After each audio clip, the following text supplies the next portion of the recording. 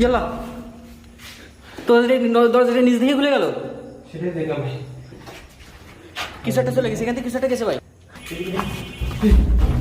মাই god, ইয়াল্লা ইয়াল্লা, run ভাই, রান ভাই, ভাই ইয়াল্লা, রান ভাই,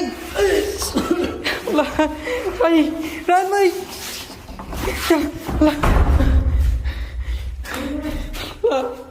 রান ভাই।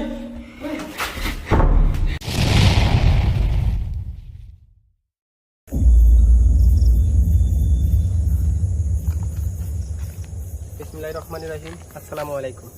দেশ দেশের বাইরে যে যেখান থেকে এই মুহূর্তে আমাদের ভিডিও দেখছেন, আশা করি সবাই ভালো আছেন এবং গোস্টটার সঙ্গেই আছেন। আল্লাহর অশেষ রহমতে এবং আপনাদের দোয়াই আমি এবং আমার টিমের সবাই এখন ভালো আছি এবং সুস্থ আছি। তো প্রিয় বন্ধুরা, আমরা কতক্ষণ ভালো থাকতে পারবো সেটা অবশ্যই শেয়ার করতে পারছি না, কারণ আজকে আমরা যে জায়গাটা আসছি সেটা হচ্ছে পরিত্যক্ত একটা ভূতুরে একটা হসপিটাল, যেখানে এরকম অনেকগুলো বিল্ডিং যেগুলো পরিত্যক্ত অবস্থায় পড়ে আছে আর কি।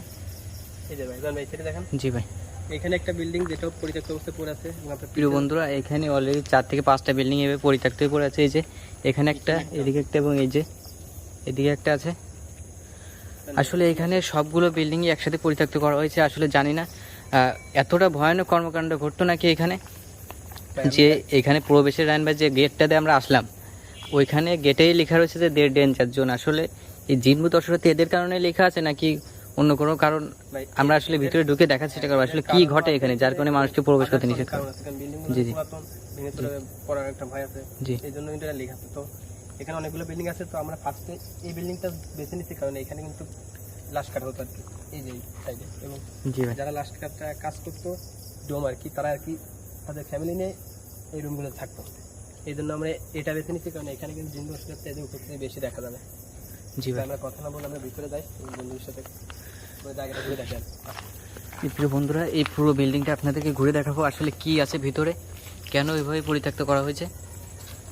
জান ভাই, দেখা যাচ্ছে কি আছে ভাই ওখানে?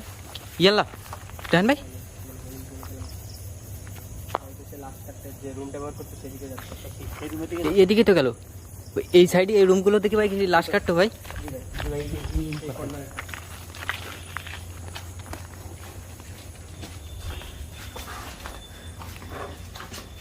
বন্ধুরা, এই যে এখানে বিদ্যুৎ সংযোগগুলো বন্ধ করা আছে।